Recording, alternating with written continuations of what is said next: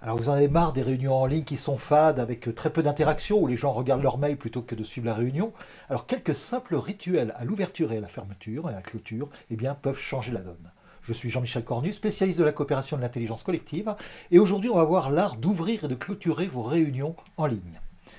Alors tout d'abord, pourquoi il faudrait instituer des rituels? On en a dans plein de choses, hein. Quand on a des cérémonies, en général, on a un début, une fin. Eh bien, pour une réunion, pour une rencontre, ça va être la même chose. D'abord, parce qu'un bon début, ça va permettre d'engager tout le monde. On va voir exactement comment on peut faire en sorte que même les plus timides puissent commencer à parler. Et puis une clôture bien structurée, ça va permettre de capitaliser sur l'expérience, de commencer à retenir qu'est-ce qui est le plus important. Et du coup, ces rituels, ils vont structurer l'échange. Ils vont aussi créer un cadre avec un début et une fin qui va rassurer et qui va faciliter l'implication de vos membres. Alors regardons ça un peu plus en détail avec les principes clés des rituels.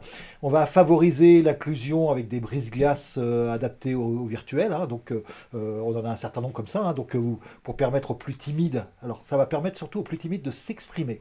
Puisqu'en fait, ils auront parlé une première fois très simple. Et puis, vous avez certaines personnes qui sont un peu trop loquaces, des fois qui parlent un peu trop. On va leur apprendre aussi, grâce à ça, à pouvoir s'exprimer de façon très courte, avec un mot ou avec une phrase simplement. Et puis à la fin, on va mettre en avant ce qui étonne. Les choses qui sont les plus étonnantes, c'est les choses les plus importantes à retenir en général dans une rencontre. Et donc du coup, en partageant nos étonnements, on va pouvoir se retenir l'essentiel. Et quand on explique aux autres simplement ce qu'on a retenu, on retient 85% au lieu des 10-20% habituels de ce qu'on rencontre, de ce qu'on rappelle des réunions. Alors, comment on va faire pour instituer ces rituels efficaces? Premièrement, on va faire en ouverture des brise-glaces.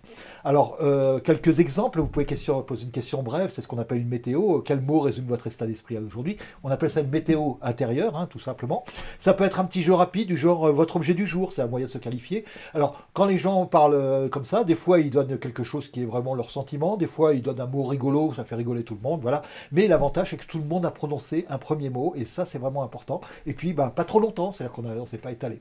Alors au passage, je vous renvoie vers un autre truc d'animation. On avait présenté plusieurs brise-glaces comme ça pour les rencontres à distance et donc vous allez pouvoir en retrouver d'autres si vous avez envie de changer. Et à la fin, on va faire des rapports d'étonnement. Alors c'est une méthode japonaise que j'aime bien, que j'avais ramenée du Japon, qui a eu un super succès en France. Et chaque participant, on va lui demander simplement de partager une chose ou deux maximum qui l'ont particulièrement étonné, amusé, intrigué lors de la rencontre. Et cette chose-là, c'est une chose vraiment intéressante à retenir de la rencontre, puisque on pourrait faire un compte rendu complet de toute la rencontre, mais on s'endormirait et puis ça ne présenterait aucun intérêt. Par contre, une ou deux petites choses qui nous ont vraiment étonnés, ça vaut le coup de le partager avec les autres. Alors, à vous de jouer, vous allez expérimenter ces rituels en début et en fin si vous ne les avez pas. Alors, si vous avez peut-être que le rituel de début, faites la fin. Si vous n'en avez aucun, faites les deux. Et puis, vous voyez comment ils vont transformer la dynamique de ce groupe. Et puis, vous allez tester, les adapter et puis mettre tous vos retours. Donc, vous pouvez les mettre dans les commentaires, hein, juste en dessous. Et ça m'intéresse beaucoup de voir comment vous avez mis ça en place. Peut-être que vous avez même inventé des nouveaux rituels pour le début et la fin. Ça peut être extrêmement intéressant. J'ai quelques communautés comme ça qui sont vraiment très très bonnes pour inventer des petites choses un peu sympas. Et puis, vous pouvez aussi vous abonner avec la petite cloche pour être prévenu des prochaines vidéos. Vous pouvez liker, ça aide énormément en faisant ça, simplement en likant, en commentant. Vous aidez tous les algorithmes de YouTube, de Facebook, de LinkedIn ou des blogs sur lesquels vous me lisez, le mien ou ceux de tous les blogs amis. Ça aide vraiment à ces contenus à être beaucoup plus diffusés. Donc vous m'aidez vraiment à diffuser ces contenus. Et puis vous pouvez aussi télécharger gratuitement mes conseils personnalisés. Alors c'est un petit guide d'une 40aine de pages qui est en fait un livre dont vous êtes le héros et il vous suffit de répondre à quelques questions que je vous pose et en fonction de vos réponses, je vais vous orienter vers des pages avec des conseils totalement personnalisés pour votre communauté, que vous en soyez au début à l'idée de faire une communauté ou que votre communauté démarre ou même qu'elle soit en place depuis plusieurs années. Et quant à moi, je vous donne rendez-vous la semaine prochaine pour un nouveau truc d'animation.